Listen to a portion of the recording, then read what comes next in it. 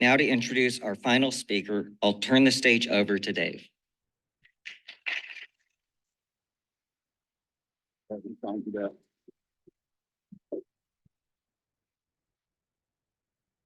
Appreciate it, Don. The Cesar Kleberg Wildlife Research Institute is honored to sponsor this plenary session of the Wildlife Society. Science is central to our mission, and especially applied science that results in knowledge that managers and policymakers can use to support conservation. Cesar Kleberg was a practical manager. He used the knowledge of the day to meet the conservation challenges of the early 1900s. Those challenges continue to grow, and we are thankful for Dr. Lizette Waits and the other 15 recipients of the Cesar Kleberg Award for Excellence in Applied Research for generating the knowledge that we all need to do our jobs.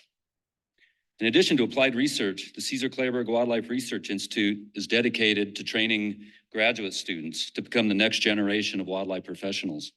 It is my pleasure today to introduce the next speaker, one of that next generation of wildlife biologists who make me hopeful for the future of wildlife conservation. Lindsay Martinez is a young professional with a remarkable background.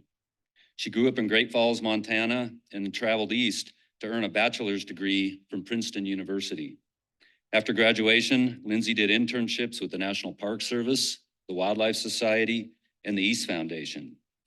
She also worked with the Wildlife Management Institute on projects to strengthen conservation communication.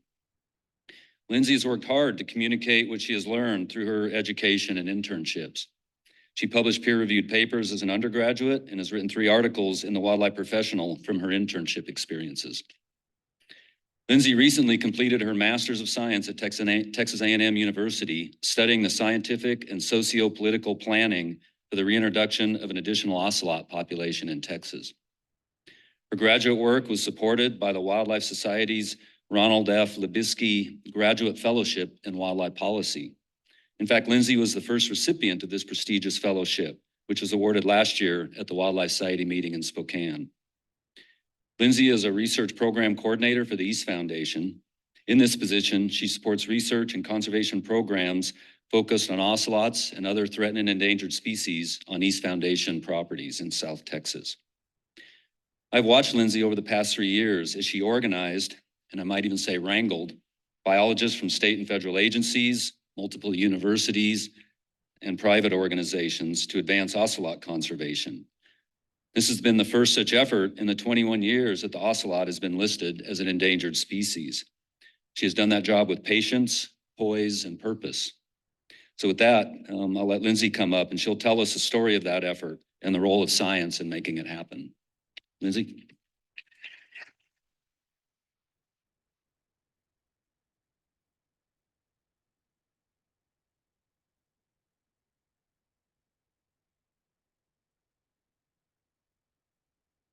Well, thank you so much to Dr. Hewitt for introducing me. And I'd like to introduce everybody to the ocelot.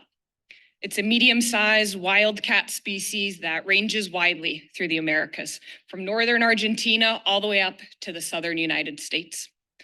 And the ocelot as a species is actually considered of least concern for extinction range-wide. But in several of its range countries, ocelots are considered threatened or endangered. And that includes in the United States, where ocelots have been listed as an endangered species since 1982. And my question is this: how could the ocelot, which is a charismatic cat species that's small and shy enough to not cause any conflict with humans or livestock, how could it not be recovered after over 40 years of protection from the Endangered Species Act? Well, it turns out that ocelots have proved a bit of a difficult conservation challenge, but it's a challenge that a group of partners are working to overcome right now. And they're doing it by producing quality science and then communicating the findings of that science to drive policy, earn support from important stakeholders, and engage the public too. So I'm looking forward to telling this story about how science, communications, partnerships, and policy are all coming together to advance conservation for this endangered cat. Let me speak first to why ocelots have been a difficult conservation challenge. And for one, when this species was originally listed in 1982, we really lacked information about the ocelot's status and its ecology in the United States. And with that, we really lacked information to create conservation plans for the species. And our lack of information, in part, was due because ocelots are a difficult species to research. They're elusive. They're found mostly in densely vegetated habitats. They're awake mostly at night. They're shy and scared of humans. And they're just naturally rare here in the United States because we're at the very northern periphery of their range.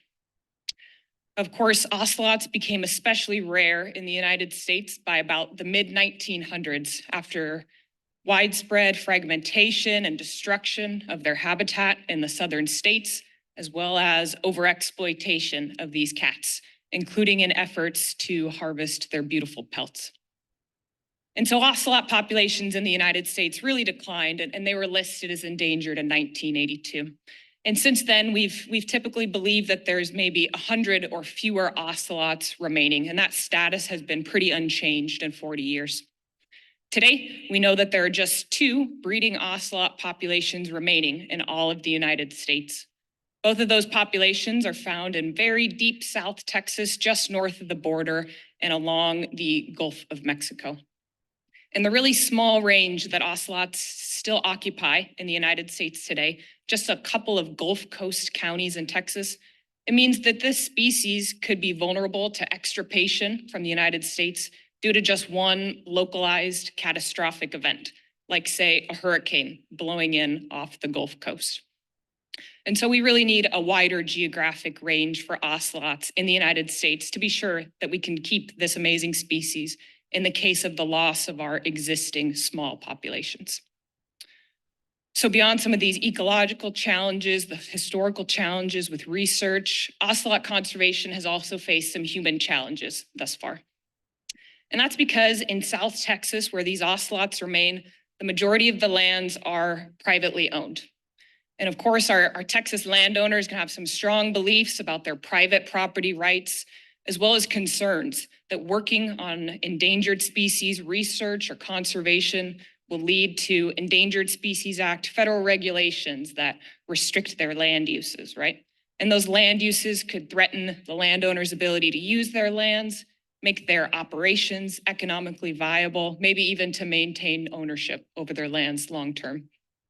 Of course, that's not an issue unique to ocelots or to Texas, but in Texas, really the lack of widespread cooperation between private landowners and the U.S. Fish and Wildlife Agency, our regulating agency for endangered species, it's really limited the scope of ocelot conservation work done in Texas. And while some landowners have historically been great partners for ocelots, some have never been willing to open their gates to ocelot conservation work, and some landowners don't even want to publicly acknowledge the presence of this endangered species on their lands due to fear of regulation upon the disclosure of that information. And so the Fish and Wildlife Service, in their recovery plan for ocelots, they've actually identified private landowners as a really big challenge for doing ocelot recovery efforts. So together, we've got these ecological and these human challenges precluding the ocelot from being recovered for over 40 years of protection. But today, we've got changing tides for American ocelots. And that's because today we have a group of partners who are using their scientific knowledge of ocelots to prepare plans and propose policy to reintroduce an additional population of this cat back into some of its historic habitat in Texas. And that reintroduction, if it can be successful, it'll boost the number of ocelots in Texas, reclaim some of their historic range, ensure that the species can persist even if we lose those existing populations, and ultimately just support the ocelot's ability to recover from imperiled status here in the US. And that reintroduction is being planned to occur completely on privately owned lands in Texas, despite all the historic challenges we've seen for ocelot conservation on private lands. So how could we have done this? Well, to me, this exciting innovation that we've got going for the ocelot right now, it really shows us how we can use science and partnerships to make wildlife management and conservation happen on the ground. And it also shows how we can use science communications to get support from important stakeholders, to drive policy, and to get the public to support us, engage with us, and get excited about science-based conservation, even in this era clouded by science distrust and misinformation. So science, it's of course been the baseline for making any new conservation plans for ocelots. And whereas we really lacked information about this species in the past, the knowledge base has really increased more recently. And in the last couple of decades especially, university researchers, including at Caesar Kleberg, they've collaborated with our wildlife agencies and with willing landowners to conduct new studies on ocelots. Camera trapping and telemetry studies have been used to census ocelot populations and identify areas of occupied and unoccupied habitat. And these studies have found that the remaining ocelot populations in Texas, they're not only small, they're also completely isolated from one another due to habitat fragmentation. We've also found that indeed, most of the remaining ocelots and remaining habitat exist on privately owned ranch lands, making landowners a really critical stakeholder for ocelot recovery.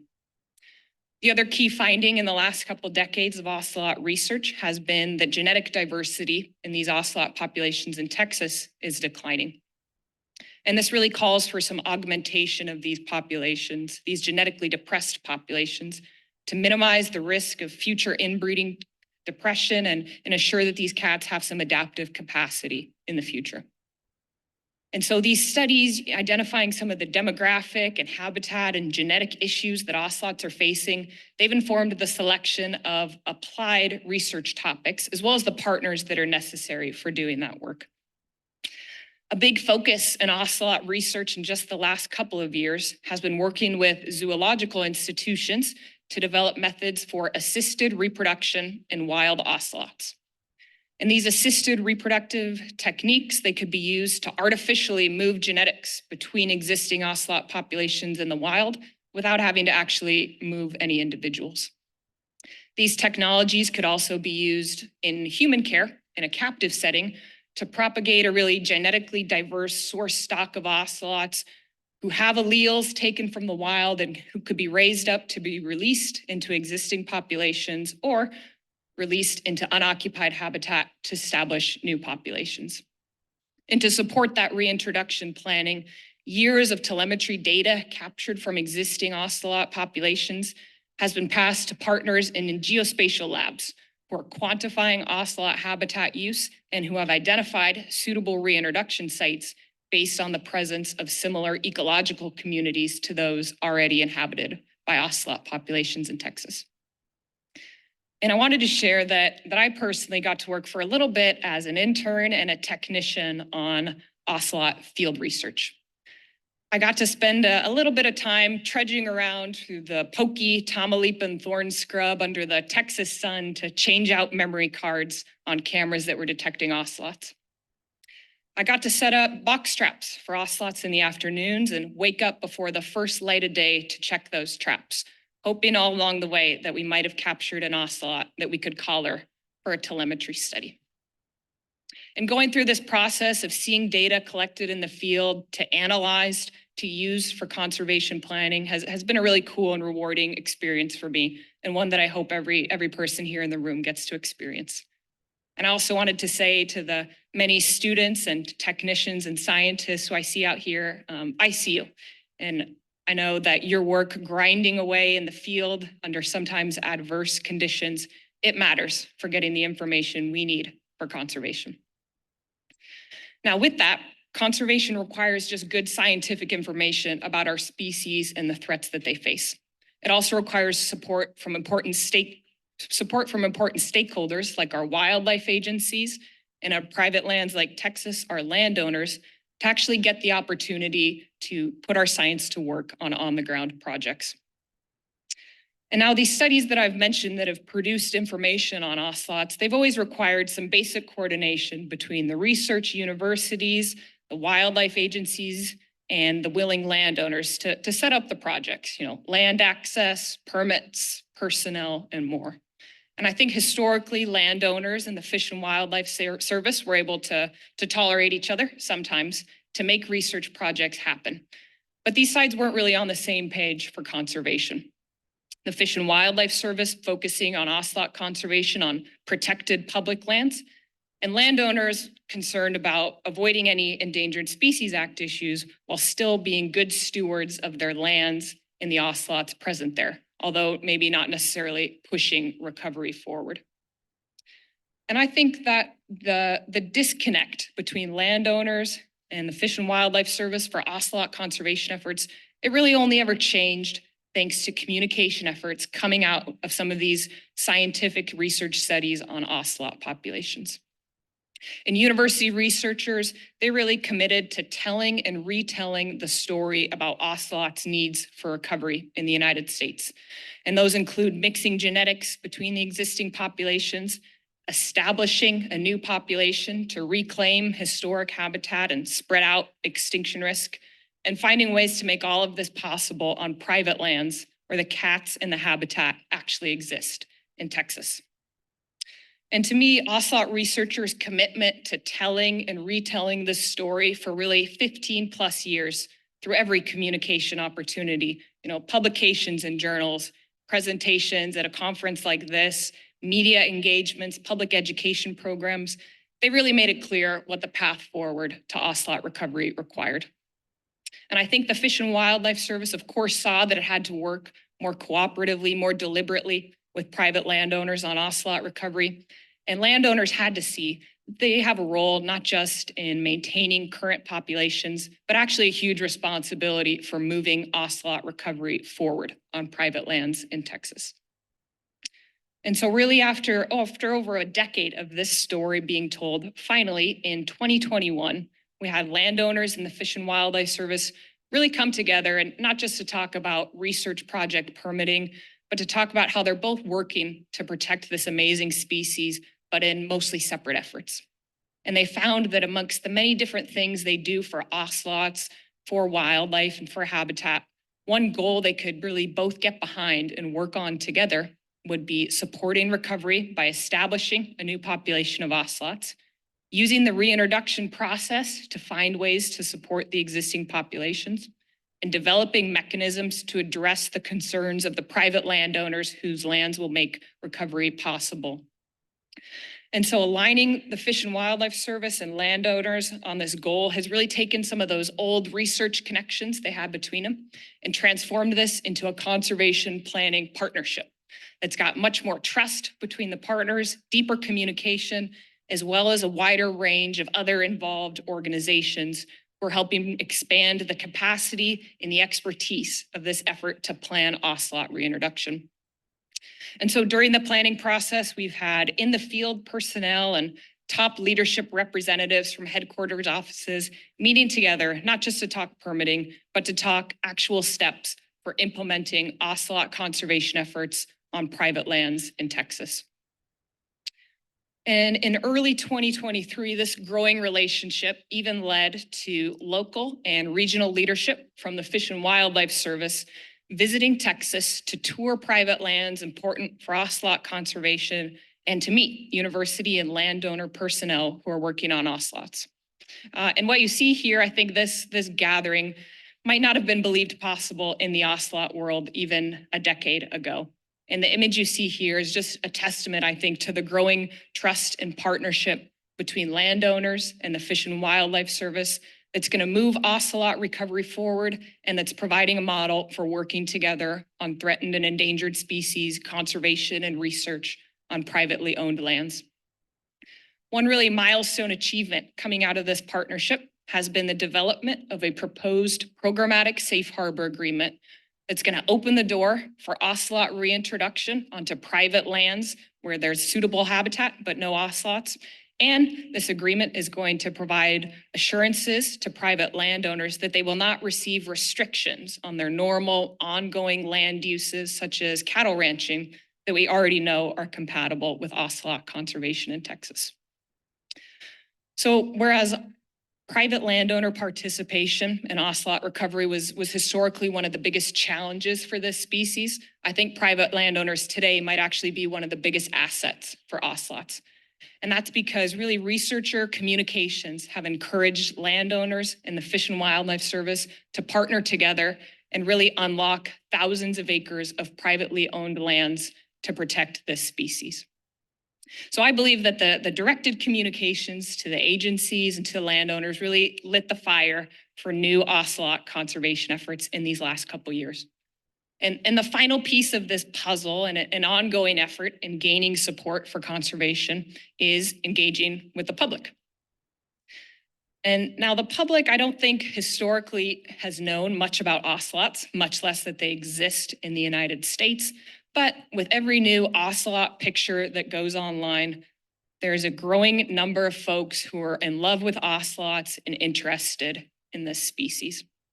And with the ocelot being such a charismatic species and with so many folks starting to take an interest in it, there's really an opportunity here to highlight not just the uniqueness of this species and its conservation plight, but also really of the role of science and of partnerships in breaking the inertia on this species whose status has been largely unchanged for 4 decades.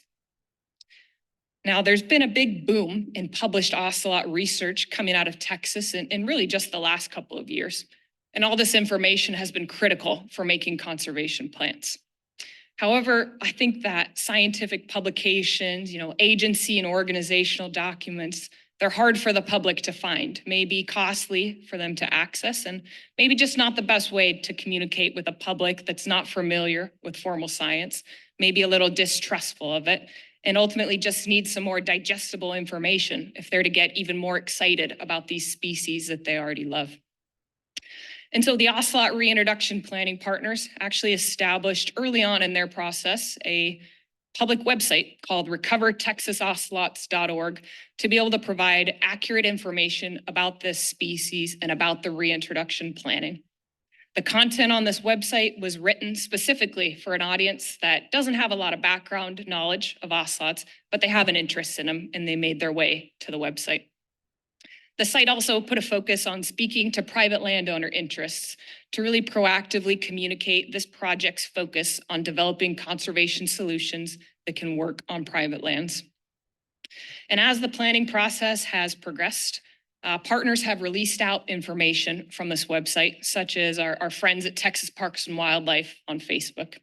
And these releases are typically met with a lot of excitement from the public.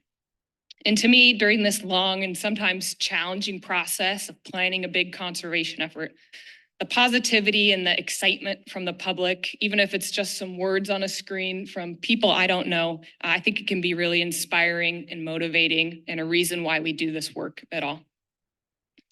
Outside of the partners' own communications, they'll also engage thoughtfully with the media to take advantage of the opportunities that those folks provide.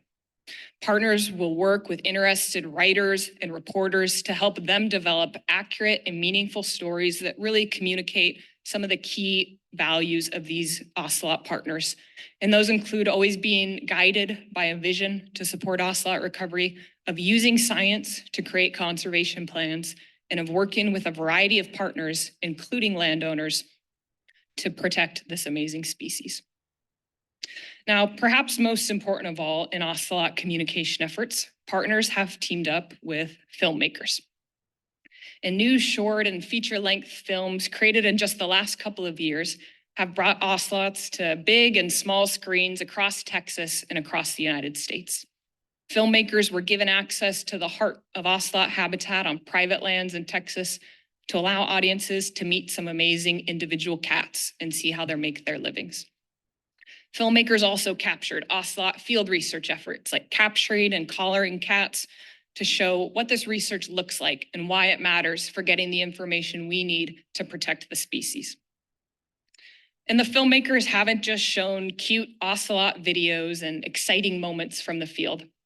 They've also documented what it looks like for working ranches to also support ocelots. And they've interviewed conservation practitioners to give them the platform to this story I've been telling today about how important it's been to grow our scientific knowledge of ocelots and how this scientific process has led to a multi-partner collaboration to plan ocelot conservation on private lands that double as both working cattle ranches producing our food and endangered species habitat.